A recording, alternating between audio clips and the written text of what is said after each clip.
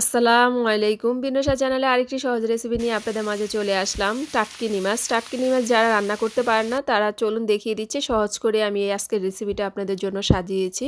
প্রথমে আমি আধা কেজি টাটকিনি মাছ নিয়েছি, ভালো করে কেটে ধুয়ে পরিষ্কার করে এখন স্বাদ মতো লবণ, আধা চা চামচ হলুদের গুঁড়া, আধা চা চামচ মরিচের গুঁড়া ভালো মতো মেখে নিব ভাজার জন্য। মাখা শেষ, এখন আমি সাইডে রেখে কড়াই বসিয়ে দিয়েছিলাম। কড়াইয়ের মধ্যে আধা কাপ পরিমাণ তেল দিয়ে দিব। তেলটা যখন ভালো মতো গরম হয়ে যাবে তখন আমি একে একে সবগুলো মাছ ভেজে নিব। যখনই মাছ ভাজবেন তেল ভালো মতো গরম হওয়ার আগ পর্যন্ত মাছ দিতে যাবেন না, তাহলে মাছ যখন আপনারা উল্টাতে যাবেন তখন মাছগুলো ভেঙে যেতে পারে। সেজন্য ভালো মতো তেল গরম হওয়ার পরেই মাছ দিতে হবে। মাছগুলো সব দিয়ে ফেলেছি, এখন চুলার জালটা বাড়িয়ে আমি মাছগুলোকে এক পিঠ ভেজে নিয়েছি। এখন উল্টিয়ে আপনাদেরকে দেখিয়ে দিচ্ছি কিভাবে সহজেই মাছগুলো কিন্তু উল্টে যাচ্ছে। একে একে সবগুলো আমি উল্টিয়ে ও পিস ভেজে নিব। আমি মাছের দুনো পিঠই ভেজে নিব।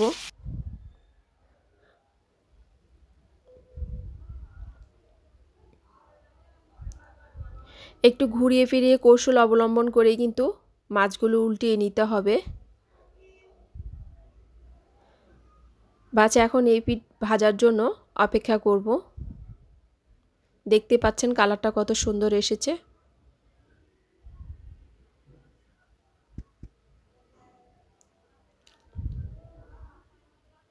আমি ঘুরিয়ে ঘুরিয়ে কিন্তু মাছগুলোকে ভেজে নিয়েছি। এখন আমি মাছগুলোকে আবার উল্টিয়ে আপনাদেরকে দেখিয়ে দিচ্ছি। দুই পিঠেই মাছ ভাজা হয়ে গিয়েছে। এই সহজ সহজ রেসিপিগুলো যদি ভালো লেগে থাকে তাহলে যারা পেজ থেকে দেখছেন তাহলে পেজটাকে ফলো দিয়ে রাখবেন, আর যারা চ্যানেল থেকে দেখছেন তাহলে ইউটিউব চ্যানেলটাকে সাবস্ক্রাইব করবেন। আপনাদেরকে অসংখ্য ধন্যবাদ। আপনারা অনেক সুন্দর সুন্দর কমেন্টস আমাকে করেন, আমার খুবই ভালো লাগে।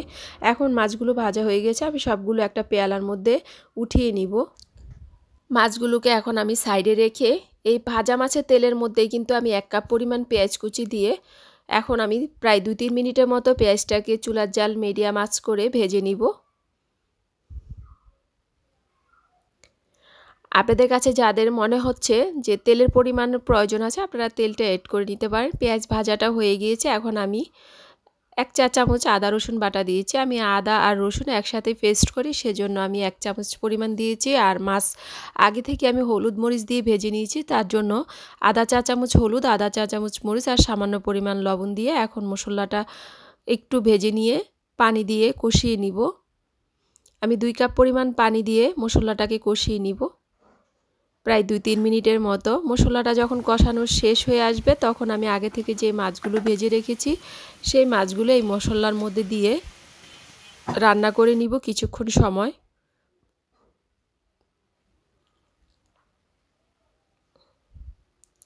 আপনারা এইভাবে করেই ঘুরিয়ে ফিরিয়ে সুন্দর করে নেড়ে চেড়ে মাছটাকে রান্না করবেন, যেন মাছটা না ভেঙে যায়।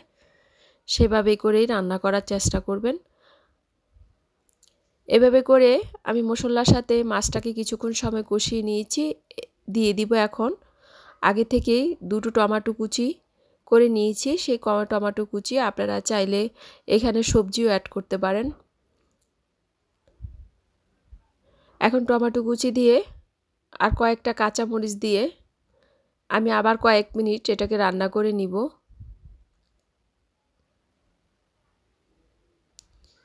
এভাবে নেড়ে চেড়ে হালকা কৌশল করে খুচুন দিয়ে নাড়িয়ে নাড়িয়ে আমি রান্না করে নেওয়ার পর দিয়েছি 1 কাপ পরিমাণ পানি দিয়েছি একটু মাখো মাখো হওয়ার জন্য ঝোলটা।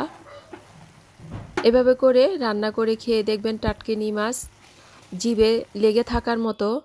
এই মাছটা আপনারা এইভাবে করে একবার রান্না করে খেয়ে দেখেন। আমার কাছে তো এই মাছটা খুবই মজার হয়, সেজন্য আমি প্রায়ই এই মাছটা রান্না করে খেয়ে দেখি। এখন ধনিয়া পাতা কুচি দিয়ে আমি মাছটাকে পরিবেশনের জন্য নামিয়ে ফেললাম। আপনাদেরকে পরিবেশনটাই আমি চুলার সামনেই রেখে দেখিয়ে দিচ্ছি কিভাবে করে আপনারা মাছটাকে সাজিয়ে নেবেন। একটা মাছও আপনাদের ভাঙবে না। সুন্দর করে এইভাবে করে রান্না করবেন, ভিডিওটা না টেনে, তাহলে বুঝতে পারবেন। ভালো থাকবেন, ভালো রাখবেন। আল্লাহ হাফেজ। আসসালামু আলাইকুম। যারা বিনুষা চ্যানেলটাকে এখনও সাবস্ক্রাইব করেননি বিনুষা চ্যানেলটাকে সাবস্ক্রাইব করবেন এবং বিনুষা চ্যানেলটাকে ফলো দিয়ে যুক্ত থাকবেন, তাহলে এই সুন্দর সুন্দর এবং সহজ সহজ রেসিপিগুলো আপনারা পেয়ে যাবেন।